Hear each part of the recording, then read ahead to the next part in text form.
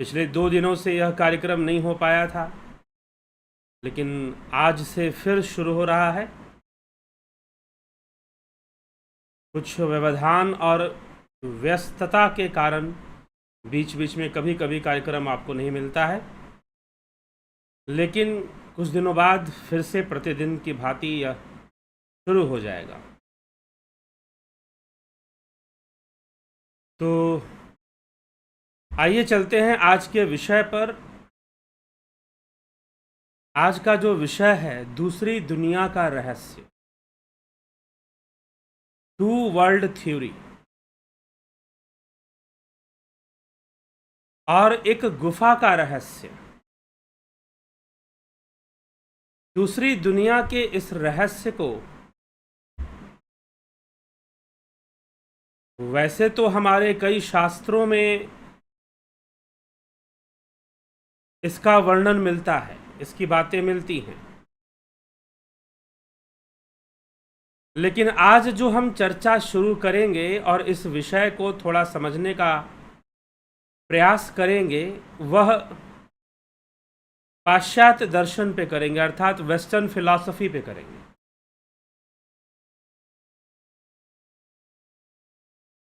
Western philosophy में, पाश्चात्य दर्शन में, पश्चिमी दर्शन में एक बहुत बड़े दार्शनिक हुए जिनका नाम था प्लेटो। वह सुकरात के शिष्य थे।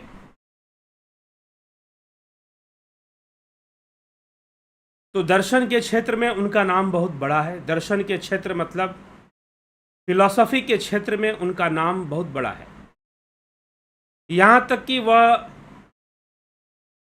पाश्चात्य दर्शन की पहली मजबूत नींव माने जाते हैं, अर्थात पिलर ऑफ वेस्टर्न फिलॉसफी। कैसे माने जाते हैं? क्योंकि उसके बाद जितने विचारक हुए, उन्होंने उनकी विचारधारा को केंद्र बनाकर काम किया। वैसे उसके पहले भी बहुत सारे विचारक हुए थे। पाइथागोरस हुए थे, सोफिस्ट हुए थे, और हेरेक्लाइटस हुए थे, पार्मेनिडिस हुए थे। ऐसे कई विचारक वहाँ पर मिलते हैं, लेकिन जिसकी विचारधारा को केंद्र बिंदु बनाकर काम किया गया, उसके बाद आने वाले विचारकों ने जिसकी विचारधारा को केंद्र में रखा और उस पर काम किया, अगर कोई ऐसा पश्चिम में अगर कोई ऐसा दार्शनिक था तो वो प्लेटो कहे जाते हैं कि प्लेटो ऐसे दार्शनिक थे। तो कई विषयों का इनको ज्ञान था, और दर्शन के क्षेत्र में जो इन्होंने विचार दिए, और राजनीति के क्षेत्र में इन्होंने जो अपने विचार दिए, रिपब्लिक नामक अपनी किताब में, तो वो बहुत क्रांतिकारी थे और आज भी लोग उनका अध्ययन करते हैं। तो ये दूसरी दुनिया का रहस्य क्या था? दूसरी दुनिया का रहस्य, प्लेटो ने टू वर्ल्ड थ्योरी दी थी। टू वर्ल्ड थ्योरी हमारे शास्त्रों में भी मिलती है। Two world theory Shrimad Bhagavad Gita में भी मिलती है। लेकिन प्लेटो ने कैसे दी और हमारे शास्त्रों में किस प्रकार से इसे समझाया गया है, उसे हम समझने का प्रयास करेंगे। साथ ही गुफा का रहस्य, एलेगरी ऑफ केव, गुफा के रहस्य से उन्होंने कुछ समझाने की कोशिश की। क्या समझाने की कोशिश की? तो टू वर्ल्ड थ्योरी क्या थी? प्लेटो के टू वर्ल्ड थ्योरी का ओरिजिन क्या था? वह कहाँ से टू वर्ल्ड थ्योरी को ले आते हैं? तो एक बार यूनान के अंदर, ग्रीस में, जो बड़े बड़े विद्वान थे, उनके बीच में एक डिबेट होता है, एक बहस छिड़ जाती है कि यह दुनिया सत्य है या नहीं है, यह दुनिया हमेशा बदल रही है कि नहीं बदल रही है। तो पीछे कई विचारक थे जिन्होंने अलग अलग विचार दिए थे। एक विचारक थे हेरेक्लाइटस। उसने कहा था कि दुनिया हमेशा बदल रही है। Reality is ever changing. जो सत्य है वो हमेशा परिवर्तनशील है, अर्थात संसार में सब कुछ बदल रहा है, यही सत्य है। Change is the truth. तो उसके विपरीत पार्मेनिडेस ने अपना विचार दिया कि कुछ भी नहीं बदल रहा है, सब कुछ स्थिर है। जो भी बदलता हुआ दिखाई दे रहा है वह एक भ्रम जाल है, इल्यूजन है। The changing world is illusion, illusion of your senses. आपकी इंद्रियों का माया जाल है, भ्रम जाल है कि आप दुनिया को बदलते हुए देख रहे हैं, लेकिन जो परम सत्य है वो कभी नहीं बदलता। So reality is not changing. जो सत्य है वो कभी नहीं बदलता। और उस अपने सत्य को उसने बीइंग के नाम से कहा कि this is a being, the real being, absolute reality. तब से ये बीइंग वर्ड का यूज वेस्टर्न फिलॉसफी मेटाफिजिक्स में होते रहा, मॉडर्न कंटेम्प्ररी फिलॉसफर तक होते रहा। तो फिर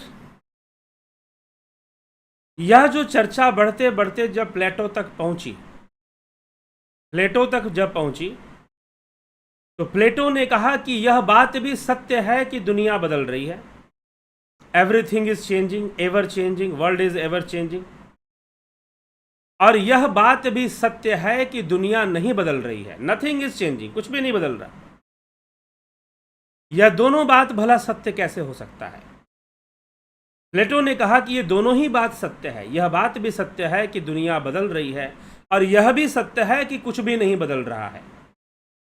क्यों कुछ भी नहीं बदल रहा है? तो टू वर्ल्ड थ्योरी, प्लेटो ने अपने आप को समझाने के लिए टू वर्ल्ड थ्योरी दी थी, इसमें कि दो प्रकार की दुनिया है। एक है परसेप्शनल वर्ल्ड, और परसेप्चुअल वर्ल्ड, और दूसरा है ट्रांसेंडेंटल वर्ल्ड। एक है इंद्रिय अनुभूतियों की दुनिया, और एक है अतीन्द्रिय दुनिया जो इंद्रियों से परे है, जहां तक हमारी इंद्रियां नहीं पहुंच पाती हैं। जहां तक हम अपने इंद्रियों से नहीं पहुंच सकते, तो हम कैसे पहुंच सकते हैं? अपने इंट्यूशन से, अपनी एकाग्रता से, अपने रेशनल एक्टिविटी से। थ्रू रेशनल एक्टिविटी, अर्थात जो कि अपने आप बुद्धि की अंतर्निहित क्रियाएं हैं। रेशनल एक्टिविटी किसे कहते हैं?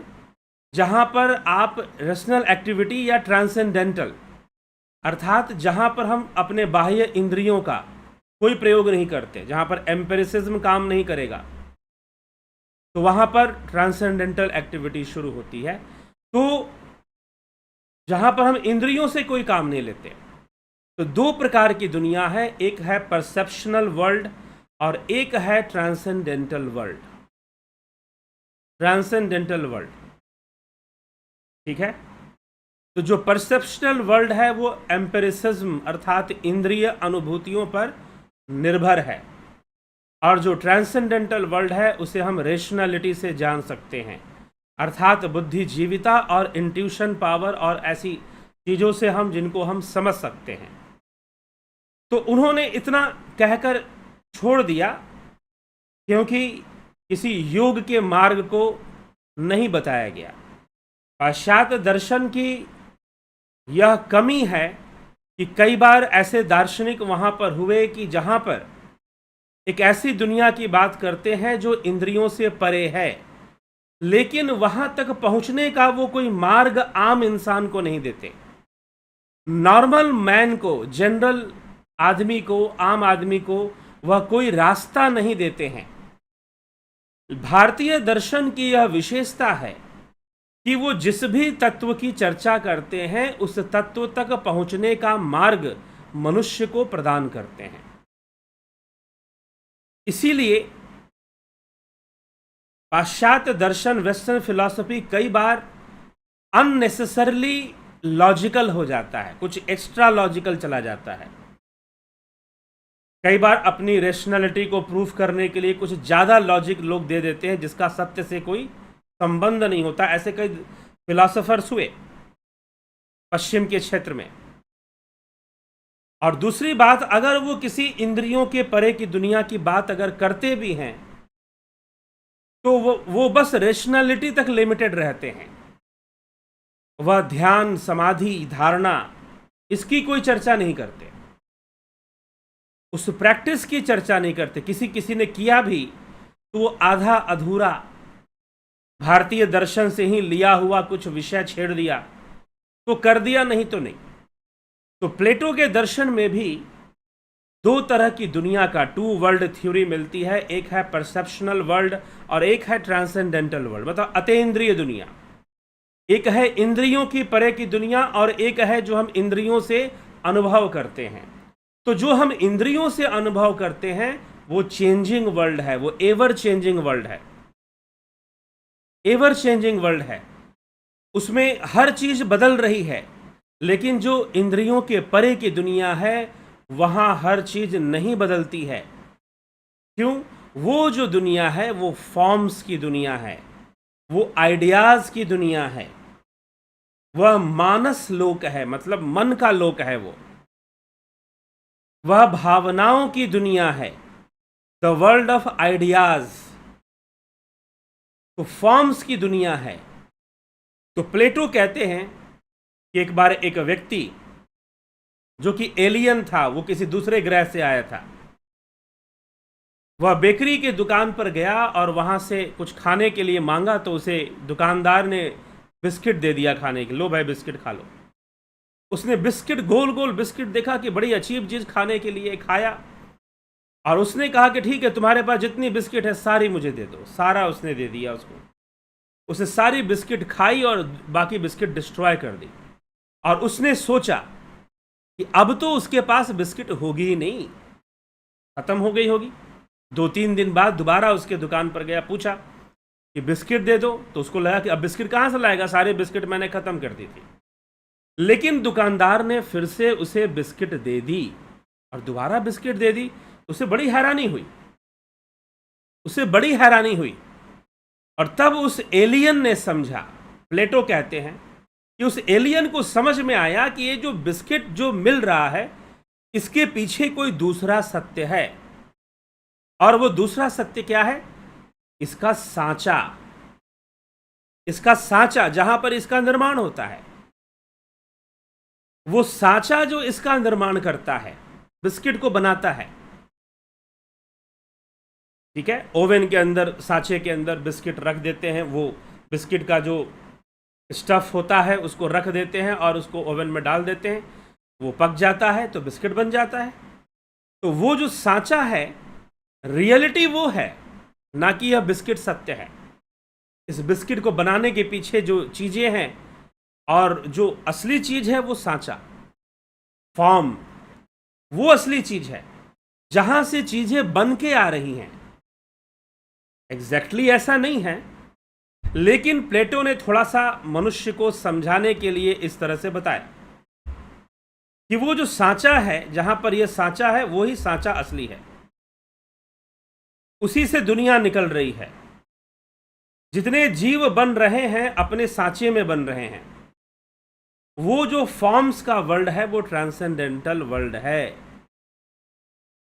वो फॉर्म्स की दुनिया है, वो इंद्रियों के परे है, बियॉन्ड सेंसेस है। वो वर्ल्ड ऑफ आइडियाज है। जैसे कि सांचा होना एक आइडिया है जो बिस्कुट को शेप दे रही है, कभी फूलों जैसा शेप दे रही है, कभी बिल्कुल गोल शेप दे रही है, कभी लंबा शेप दे रही है, कभी स्क्वायर शेप दे रही है, कभी रेक्टेंगुलर शेप दे रही है।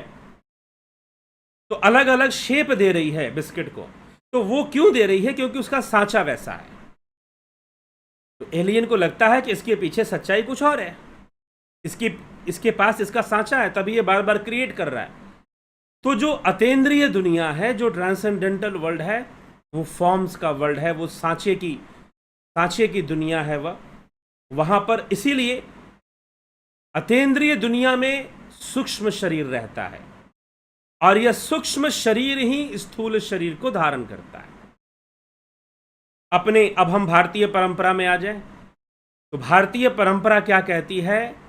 भारतीय दार्शनिक परंपरा, भगवान श्री कृष्ण क्या कहते हैं अष्टम अध्याय श्रीमद् भगवद गीता, कि एक अव्यक्त लोक है जो ब्रह्मा का लोक है, जो भावनाओं का लोक है, जो सूक्ष्म लोक है।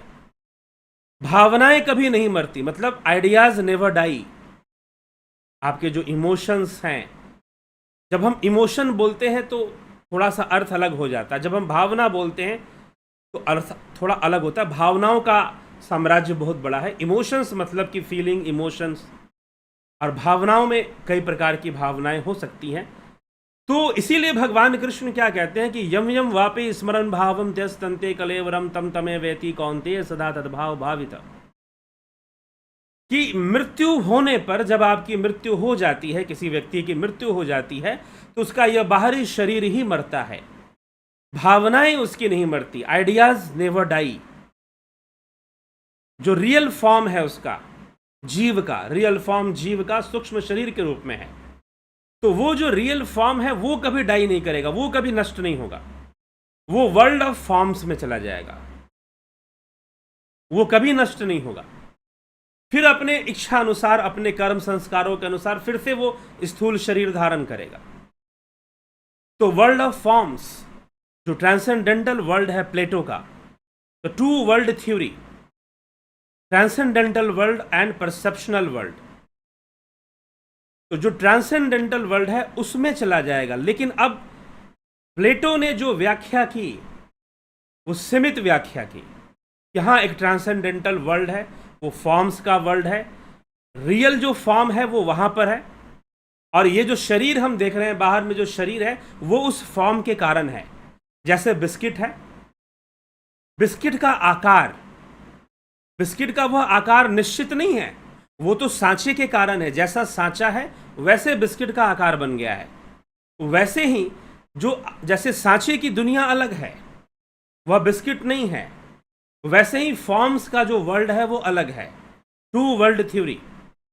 अब ये टू वर्ल्ड थ्योरी जो है, इसी पर, इस टू वर्ल्ड थ्योरी को लेकर मिडिवियल फिलॉसफी, मॉडर्न फिलॉसफी और एंड तक कंटेम्पररी फिलॉसफर तक इसको डिस्कस करते हैं कि ये टू वर्ल्ड थ्योरी क्या है। इस टू वर्ल्ड थ्योरी का बेस्ड पर माइंड बॉडी डुअलिज्म को डिस्कस किया जाता है। मन और शरीर के बीच रिश्ता कैसा है, मन और शरीर दोनों एक साथ कैसे काम कर रहे हैं, क्या ये दो अलग अलग चीजें हैं? जी हां, वेस्टर्न फिलॉसफर्स, ज्यादातर फिलॉसफर के अनुसार ये दो अलग अलग चीजें हैं। मन, हां, कुछ फिलॉसफर्स ऐसे हैं जो कहते हैं कि नहीं, मन बॉडी का ही एक पार्ट है जो विकसित हो गया है साइकोलॉजिकली, लेकिन ज्यादातर फिलॉसफर मानते हैं दो अलग अलग एंटिटी है, दो अलग अलग चीजें हैं ये। इन दोनों का कॉन्जुगेशन होता है। किसी ने कहा, डेकार्टिस, जर्मन फिलॉसफर रेने डेकार्टिस ने कहा कि इनका कॉन्जुगेशन होता है पीनियल ग्लैंड में। मैथमेटिशियन था एक, उसने कहा कि नहीं, पैरेललिज्म चलता है। पैरेललिज्म जैसे कि दो रेलवे ट्रैक हैं, गाड़ी के पहिए हैं, पैरेलल होती हैं, एक साथ मिलके चलती हैं।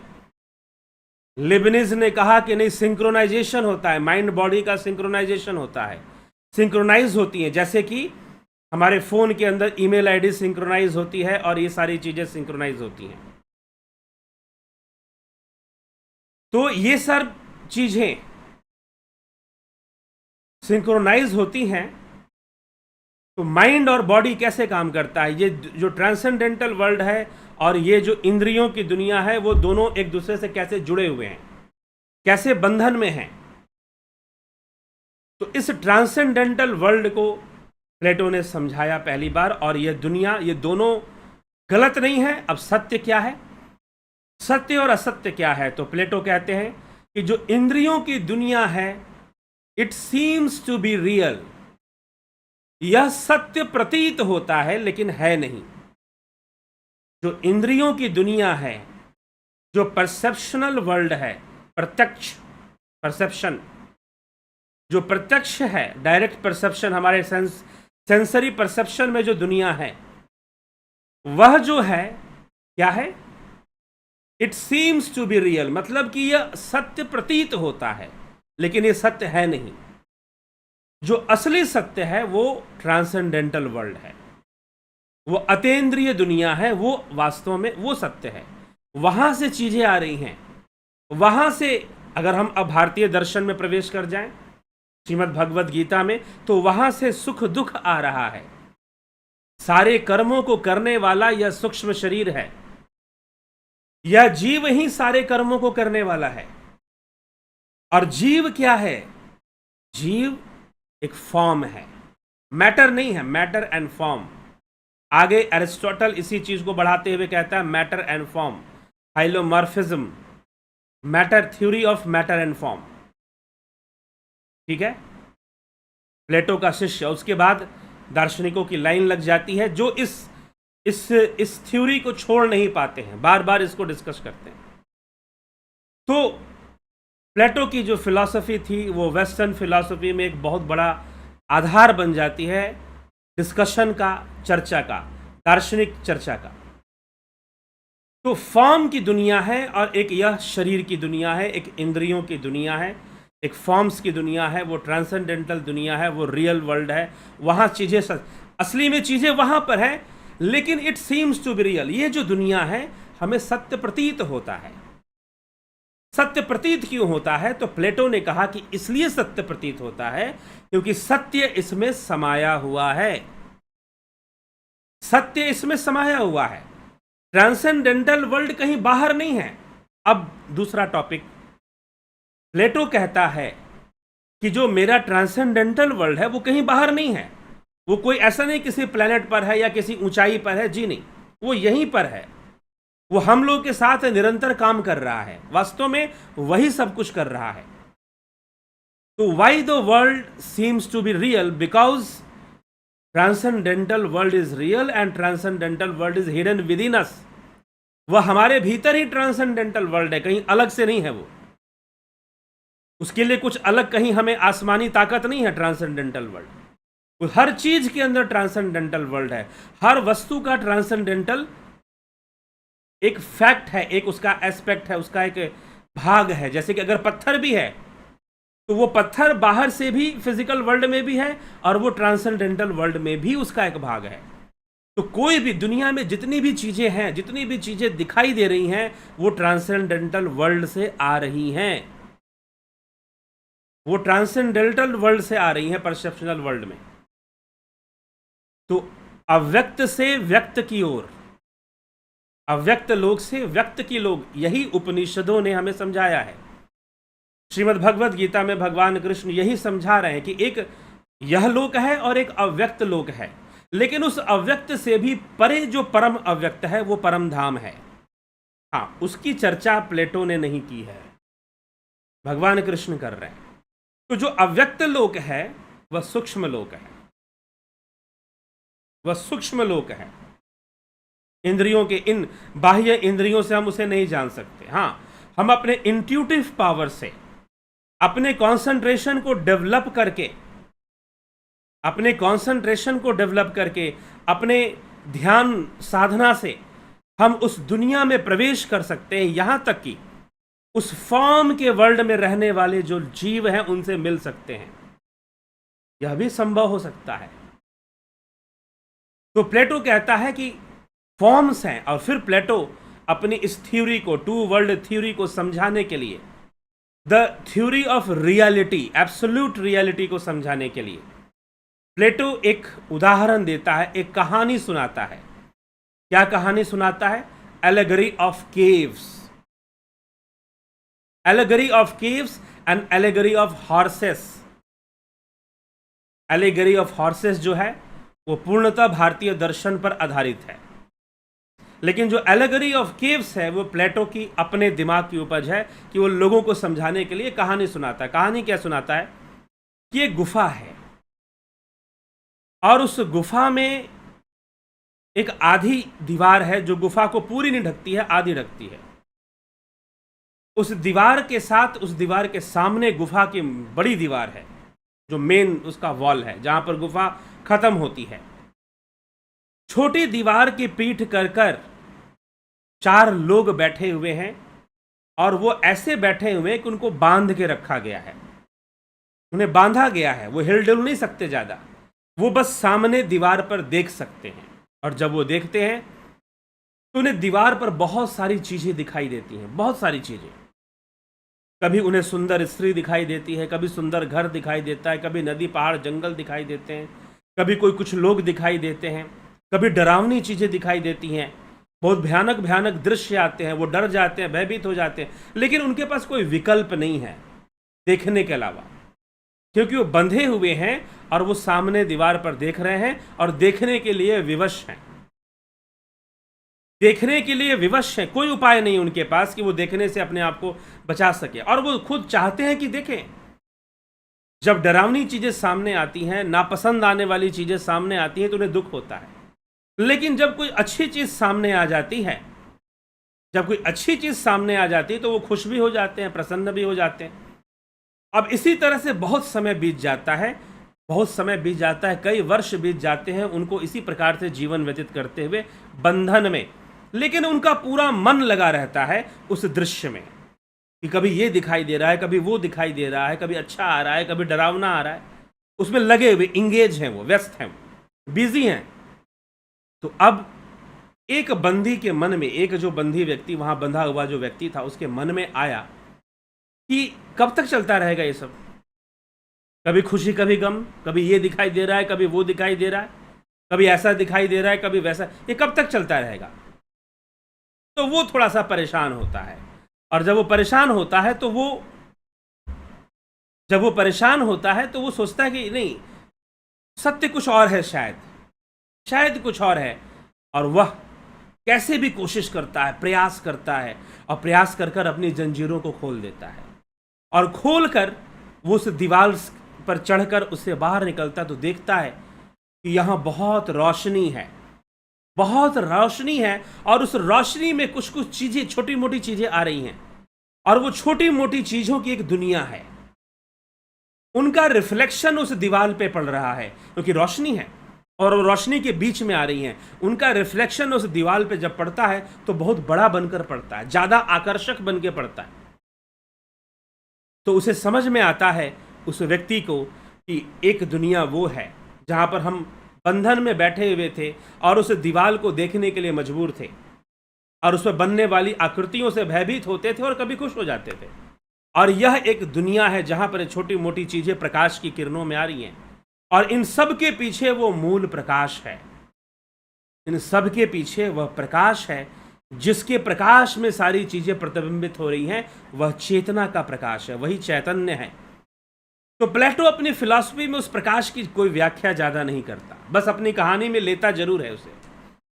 वह इस टू वर्ल्ड थ्योरी में ही अपनी चर्चा करता है। ट्रांसेंडेंटल वर्ल्ड है और एक जो है परसेप्शनल वर्ल्ड है।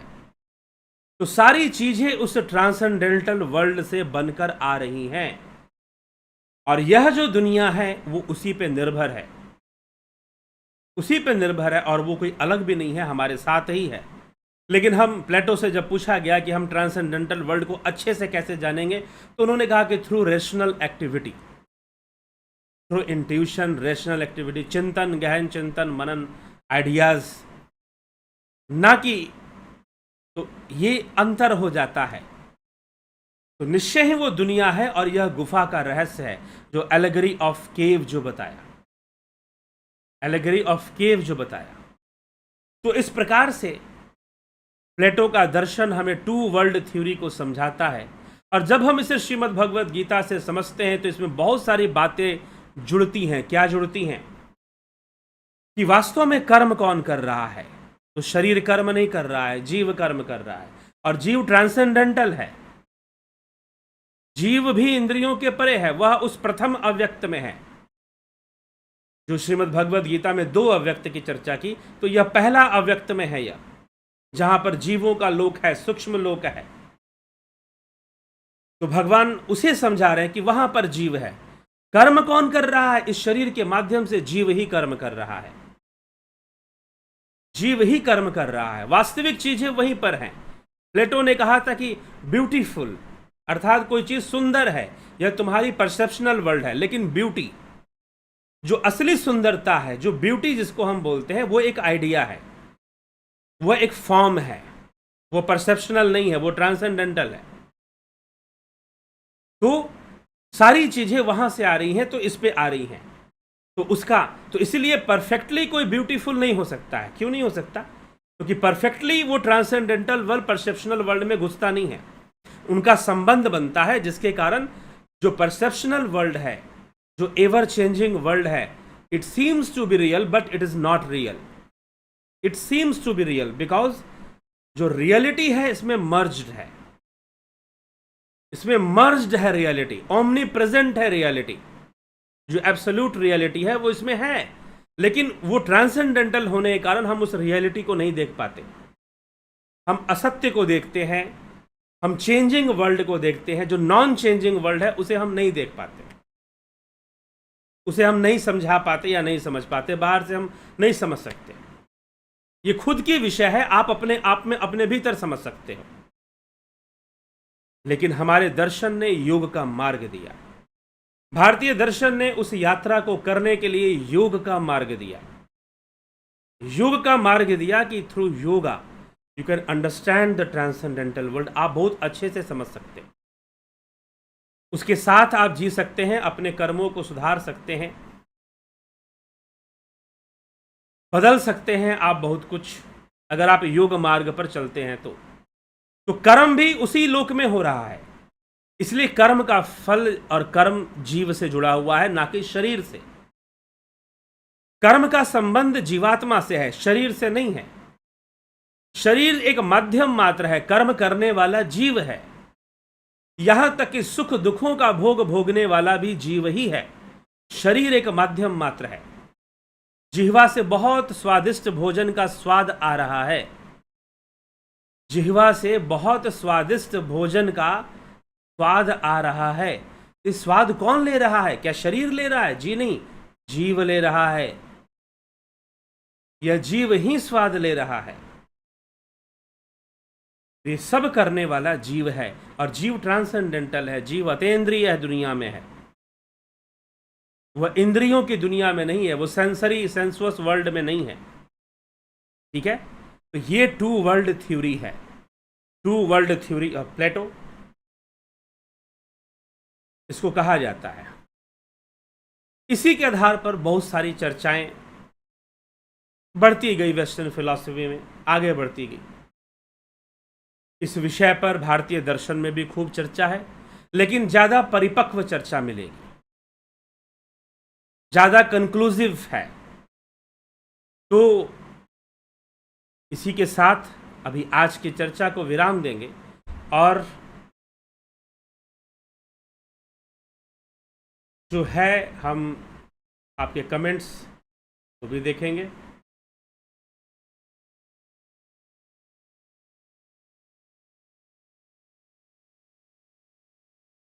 जगत नारायण जी बहुत अभिनंदन है। Pawan Kumar Gupta, Chittaranjan Barua, please explain in a separate video how we should do bhakti based on Narad bhakti Sutra.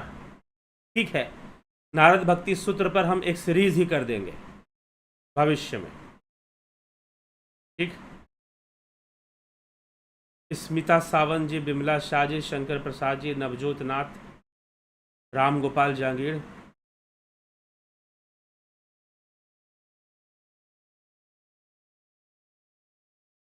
ठीक है। एक तो प्रसाद हम भंडारा में लेकर खाते हैं, गुरु जी का दिया हुआ होता है, वो प्रसाद अच्छा लगता है। चलिए ठीक है। शिखर शर्मा, उषा श्रीवास्तव जी, अवनी प्रधान जी, विनोद के सूत, श्वेता राय सिन्हा जी, बहुत अभिनंदन है। रतन सिंह जी, रमेश पेशवानी जी, राजू पाल, एके त्यागी, Ruplal Vishwakarma, Ashok Goyal, Ajit Aparajit, Shweta Kumari, Asha Rani, Sunidhi Pathak, Govind Prasad Neema, Biku Kuchadiya, Rachna RK, Lakhendra Ram, Aman Kakkar ji, study with Avnish, Avdhesh Kumar, Satish Kumar ji, Arjan भाई चौहान जी, अंकुश यादव। क्या स्वर्ग नरक का अस्तित्व है? कर्म के आधार पर है। भारतीय परंपरा के अनुसार कर्म के आधार पर है। नरक का भोग इस संसार में भी हो सकता है, ठीक है, अगर कर्म नरक वाले हैं। स्वर्ग का भोग भी संसार में भी हो सकता है, अगर स्वर्ग, तो कर्म की प्रधानता है, उसके बाद ये सब बातें हैं, स्वर्ग नरक। तो कर्म के आधार पर अगर गरुड़ पुराण में वर्णन है तो उसका भी आधार कर्म है, बिना कर्म के तो ना स्वर्ग है ना नरक है। ठीक है, तो कर्मों के फल के रूप में ही तो सब प्राप्त होना है, तो कर्म ही प्रधान बन जाता है। फिर Naresh Mehra ji, Sachin civil engineers, that means the world is in imaginary form. World is in imaginary form, world is in frame of senses. Whatever we are perceiving due to our senses, there is a transcendental world. प्लेटो की philosophy है, इसलिए इसको philosophy बोलते हैं।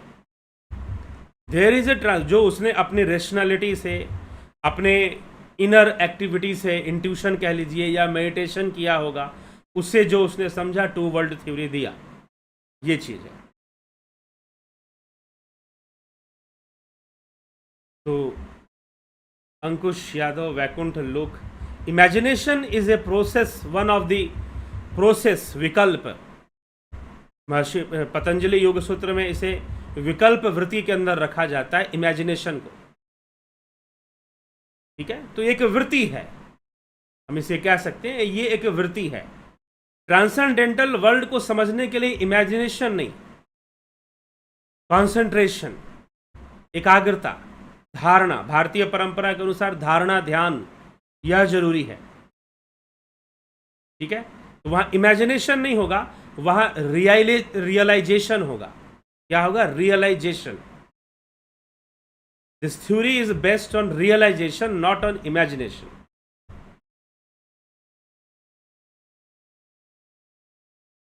अंकुश यादव, ब्रह्मर्षि प्रणव, मनीष यादव जी, कलेंद्र सेठ, ब्रह्मर्षि प्रणव, बलवंत सिंह गोहिल, श्वेता राय सिन्हा जी, बहुत अभिनंदन है। कलेंद्र सेठ, मैन और जीव का रहस्य क्या है? अभी तो वही चर्चा हो रही थी। ठीक, heaven and hell are separate worlds और state of mind. Yes, it is the state of mind, but transcendental because mind is also transcendental. State of mind हम कह सकते हैं। क्यों? भगवान कृष्ण ने क्या कहा? यम यम भावम स्मरण भाव, यम यम वेति स्मरण भावम त्यस्तंते कलेवरम। जिस जिस भावना में आप देह का त्याग करोगे, यह देह मरेगा, वो भावना नहीं मरेगी। आप उसी भाव को प्राप्त हो जाओगे। यम यम वापे स्मरण भावम त्यस्तंते कलेवरम तम तमे वेति कौन्तेय सदा तद्भाव भावित। आपकी जो भावना है, आपका जो मेंटल स्टेट है, that will not die. This is also accepted by the father of American psychology, William James. Father of American psychology William James ने भी ये फाइनली एक्सेप्ट कर लिया था, पहले एक्सेप्ट नहीं होता था। उनके जीवन की एक घटना है, William James, father of American psychology, उनकी जीवन की एक घटना है कि उनका जो बड़ा बेटा था वो जल्दी मर गया था, उसकी डेथ हो गई थी, यंग एज में ही उसकी डेथ हो गई थी। लेकिन कभी कभी ऐसा उनको लगता था कि जैसे उनका बेटा आकर उनसे बातें करता है। उनका बेटा जो है आकर उनसे बातें करता है। बहुत रोचक कहानी, ये सब बातें मैं बता चुका हूं पीछे के वीडियोस में। पैरानॉर्मलिज्म के ऊपर जो एक सेट ऑफ वीडियो है, एक प्लेलिस्ट है पैरानॉर्मलिज्म, उसमें मैंने विलियम जेम्स के बारे में बताया है और विलियम क्रुक के बारे में भी बताया है, उनके जो पैरानॉर्मल एक्सपीरियंस थे। तो विलियम जेम्स का जो बेटा था वो कभी कभी उनसे आके बातें करता था। तो बहुत दिन तक वो समझते रहे कि ये मेरा मोह है, दिस इज माई अटैचमेंट, वो मेरे सबकॉन्शियस माइंड में है, इसलिए मुझे दिख जाता है। बहुत दिन तक विलियम जेम्स इसी थ्योरी पर बने रहे। लेकिन एक अंदर में एक फोर्स काम कर रही थी जो कह रही थी कि make a research on this, इस पर रिसर्च करो, इस पर रिसर्च करो। क्या सही में ट्रांसेंडेंटल वर्ल्ड है? सही में मौत के बाद भी जिंदगी होती है? लाइफ आफ्टर डेथ एग्जिस्ट करता है? इस पर विलियम जेम्स ने कार्य करना शुरू कर दिया। Finally he reached a conclusion of transcendental world कि हाँ, फॉर्म्स डाई नहीं होते हैं, आइडियाज़ नहीं मरती हैं, भावनाएं नहीं मरती हैं, और वो एग्जिस्ट करती हैं आफ्टर डेथ भी। और sometimes they can communicate, they can communicate with इस परसेप्शनल वर्ल्ड। वो हमें क्योंकि हम भी ट्रांसेंडेंटल में हैं, हम बस परसेप्शनल वर्ल्ड में एक्सप्रेस हो रहे हैं through physical things, through physical body. अगर मैं मान लो, सुन लो, एक बात सुनिए, बहुत अच्छे से समझिएगा इस बात को। मैं यहां पर बोल रहा हूं और आप सुन रहे हैं। मेरा बोलना और आपका सुनना, इसका संबंध किससे है? ठीक है, फिजिकल बॉडी मीडियम है, इलेक्ट्रॉनिक डिवाइसेस मीडियम है, कंप्यूटर, लैपटॉप, माइक, कैमरा, ये सब मीडियम बीच में पड़ रहे हैं। लेकिन आप जहां पर सुन रहे हैं वो ट्रांसेंडेंटल वर्ल्ड है। मैं जहां से बोल रहा हूं वो भी ट्रांसेंडेंटल वर्ल्ड है, the world of ideas, and you are receiving ideas. तो मैं अगर बोल रहा हूं तो ट्रांसेंडेंटल वर्ल्ड से बोल रहा हूं, आप सुन रहे हैं तो ट्रांसेंडेंटल वर्ल्ड में ही सुन रहे हैं। हाँ, लेकिन हमारा जो मीडियम है वो परसेप्शनल वर्ल्ड है। थ्रू परसेप्शनल वर्ल्ड सारी चीजें चल रही, ठीक है। तो वो जो ट्रांसेंडेंटल वर्ल्ड है आफ्टर डेथ भी वो बना रहेगा, वो एग्जिस्ट करता रहेगा, कुछ ऐसी बात है। तो ये चीज है।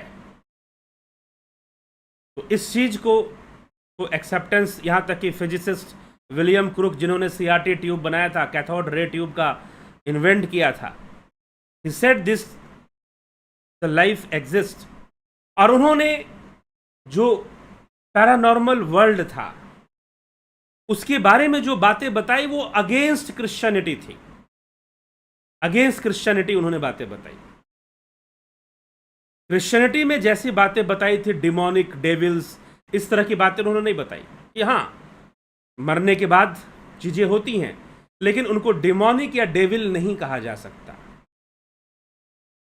इस तरह से उन्होंने कुछ एक्सप्रेस करने का कोशिश किया था, बताया था। विलियम क्रुक के एक्सपेरिमेंट में आता है, वही विलियम क्रुक ने ही बताया था। ईएमएफ रीडर बनाया था, इलेक्ट्रोमैग्नेटिक फील्ड रीडर।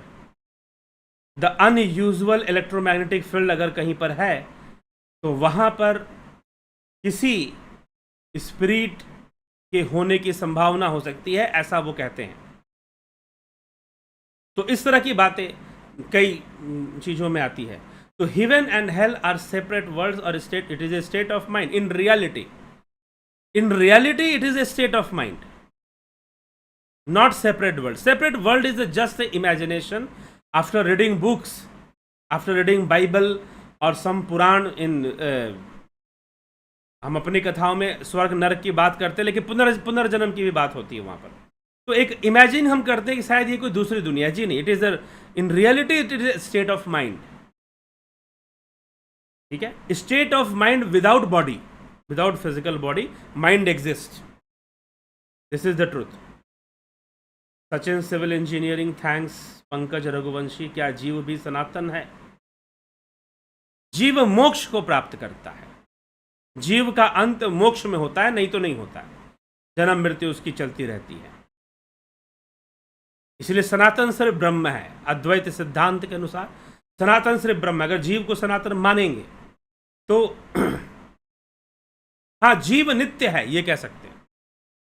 जीव नित्य है। कई लोग प्रश्न पूछते हैं कि भाई अगर सभी को मोक्ष मिल जाएगा तो जीव का, अरे जीव हमेशा अंडर क्रिएशन रहते हैं भैया, ठीक है, वो प्रोसेस में रहते हैं, आप उसकी चिंता मत करो, ठीक है। तो इसकी चिंता हमें नहीं करना चाहिए। और सबको मोक्ष मिल जाएगा। मोक्ष भी ऐसी चीज नहीं कि सबको मिल जाएगा एक साथ। हाँ, समय के साथ एक दिन सबको प्राप्त हो जाएगा। तो जैसे कि कहा गया कि यह प्रकृति भी नित्य है, लेकिन एवर चेंजिंग है, एवर चेंजिंग है। संसार में कोई चीज रहने वाली नहीं है। यह पृथ्वी भी नहीं रहने वाली, ये सूर्य और चांद भी नहीं रहने वाले। Everything is going towards death. इसलिए एंड ऑफ यूनिवर्स को लेकर बहुत सारी थ्योरीज हैं। हीट डेथ है, बिग क्रंच है, बिग रिप है, बिग बाउंस है। कई थ्योरीज विचारकों ने, साइंटिस्ट ने और फिलोसोफर्स ने दी है एंड ऑफ यूनिवर्स को लेकर के एक दिन होगा। ठीक है, तो हर चीज towards that change, everything changing, but the whole, in whole nature is always रहेगा। प्रकृति नित्य है, इसी तरह से जीव हमेशा रहेगा। ये कहना कि जीव नहीं रहेगा, जी नहीं। समंदर है तो समंदर की लहरें रहेंगी, अगर समंदर है तो समंदर की लहरें रहेंगी। ठीक है, तो ये चीजें हमेशा रहेंगी। तो क्या जीव भी सनातन है?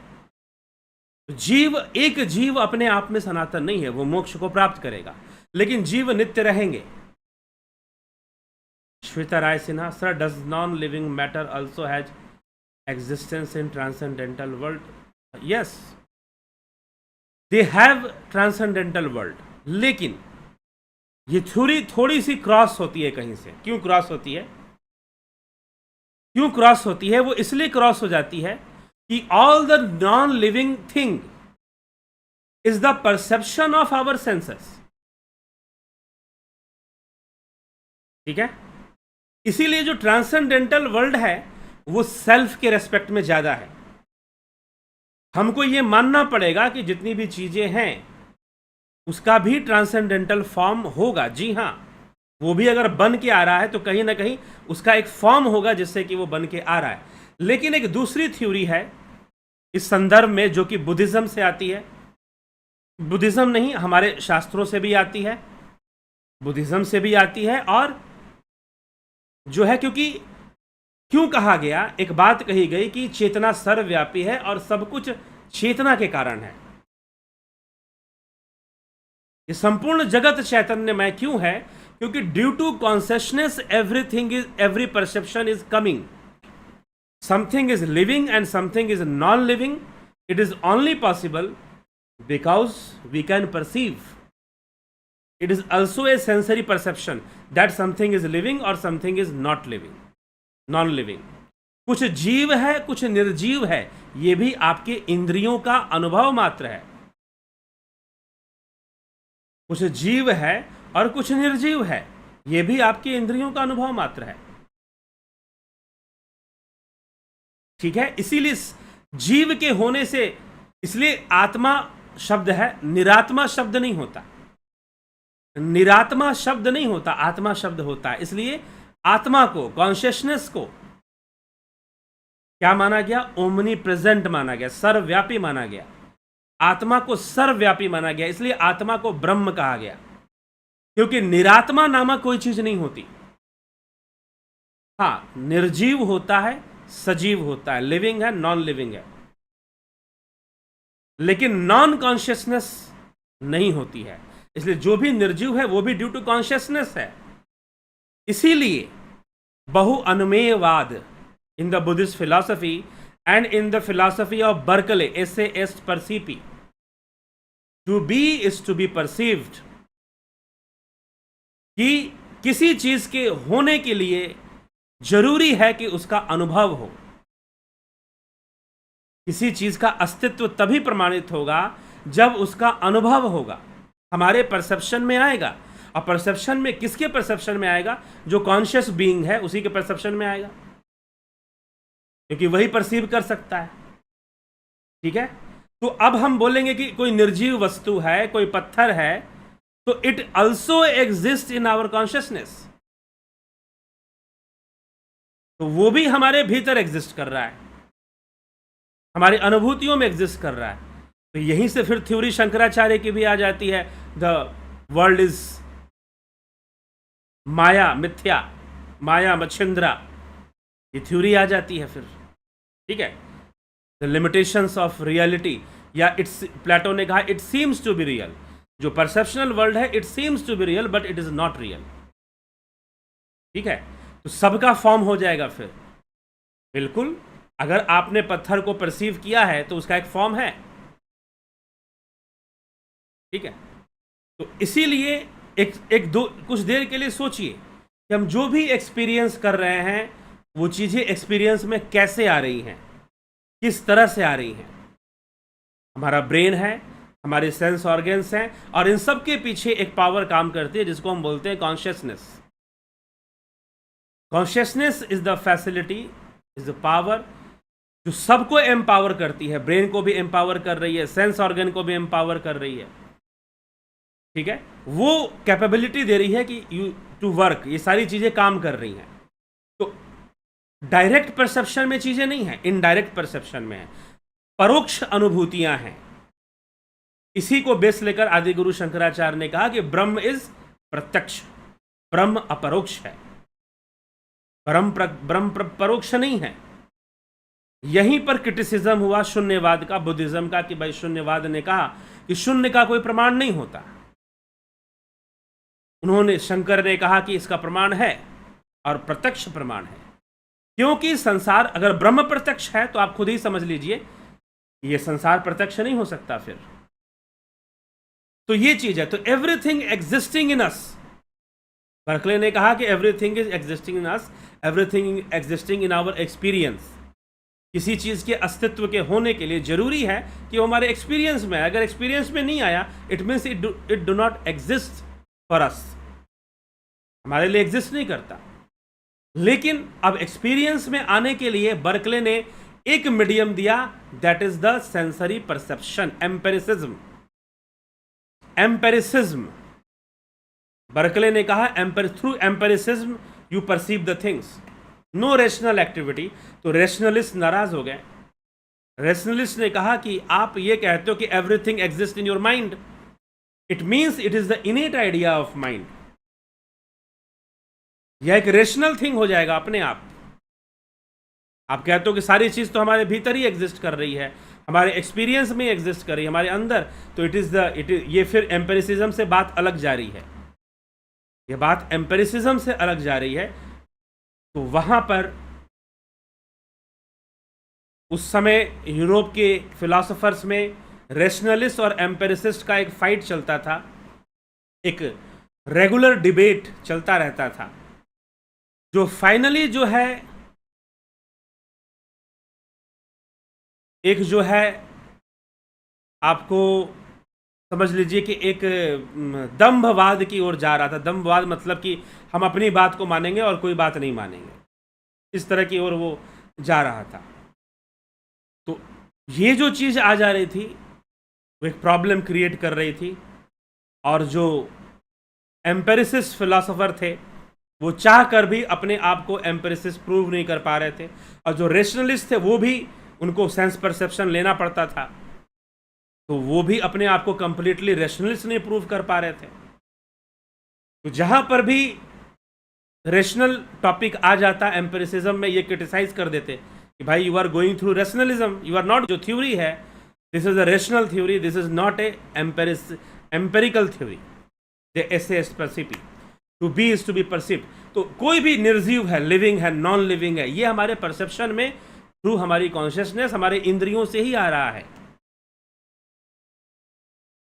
तो वो हमारी चेतना से फिर परे नहीं है, वो कॉन्शियस वर्ल्ड से अलग नहीं हो सकता है। तो इट मीन्स कि उसका भी एग्जिस्टेंस तो होगा फॉर्म के रूप में, जी हाँ, इन आइडिया के रूप में उसका भी एग्जिस्टेंस होगा, हाँ, लेकिन हो सकता है कि उसका जो एग्जिस्टेंस है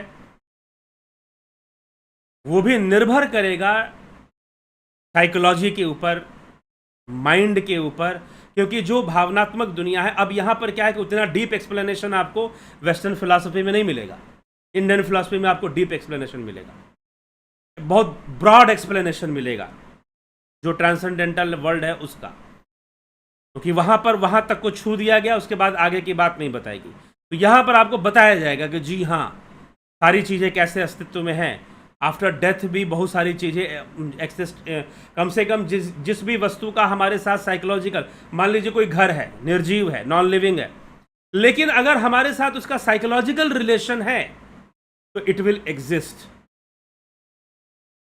यह एग्जिस्ट करेगा, आफ्टर डेथ भी वो घर भी रहेगा, उस घर के साथ हमारा रिलेशन भी रहेगा, ये सारी चीज़ें रहेंगी और सारी चीज़ें एग्जिस्ट करेंगी। वैसे ही जो है ट्रांसेंडेंटल वर्ल्ड में भी वो एग्जिस्ट करेंगी। तो इस तरह के, क्योंकि सारी चीजें एक आइडिया के रूप में माना गया, जैसे मान लीजिए कि आपका घर है, your home is also an idea, It exists in your mind in the form of an idea. ठीक है, It exists in your mind in the form of an idea. ये कहा गया। तो वो आइडिया कभी मर नहीं सकता, इट विल नॉट डिस्ट्रॉय। तो आफ्टर डेथ वो घर का आइडिया भी एग्जिस्ट करता रहेगा ना फिर। तो अब जितनी भी नॉन लिविंग थिंग है जिसके साथ आपका साइकोलॉजिकल रिलेशन बन रहा है, वो एक आइडिया के फॉर्म में बन रहा है, तो दे विल एग्जिस्ट। तो वो सारी चीजें एक आइडिया के रूप में वो एग्जिस्ट, रियल जो ट्रांसेंडेंटल वर्ल्ड है वो एग्जिस्ट करता रहेगा। ठीक है, तो ये समझाने की कोशिश की गई। Sachin, civil engineer, please explain who am I. ये डिफरेंट टॉपिक है, हम कौन है इसके ऊपर पहले बहुत सारी चर्चा हो चुकी है। एक वीडियो है तुम हो कौन कहां से आए, चैनल के ऊपर है, उसको जाकर देखिए।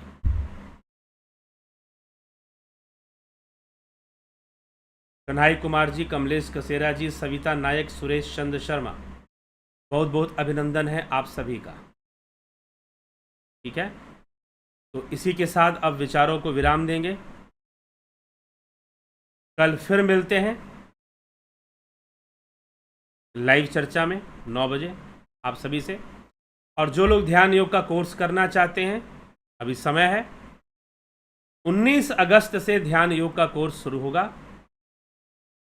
कुछ लोगों ने ज्वाइन कर लिया है, जिन्होंने नहीं ज्वाइन किया है, ज्वाइन करना चाहते हैं, जल्द से जल्द इसको ज्वाइन कर इसका पूरा लाभ उठाएं। दूसरा, प्राकृतिक चिकित्सा के ऊपर भी कोर्स चलेगा, वो भी 19 अगस्त से ही चलेगा। ज्वाइन करना चाहते हैं, साथ में इसको भी ज्वाइन कर सकते हैं। इससे संबंधित जो भी जानकारी प्राप्त करना चाहते हैं तो इस नंबर पर 9661802459 जो स्क्रीन पर आपको दिखाई दे रहा है, उस नंबर पर कांटेक्ट कर इन कोर्सेस के बारे में सारी जानकारी प्राप्त कर लें। आपको जानकारी दे दी जाएगी और उसके अनुसार आप इसका जो फ़ी है उसे देकर आप इसे ज्वाइन कर सकते हैं। ठीक है, तो बहुत बहुत आभार आप सभी का। और इसी के साथ कार्यक्रम को विराम देते हैं। कल फिर मिलते हैं 9 बजे लाइव चर्चा में।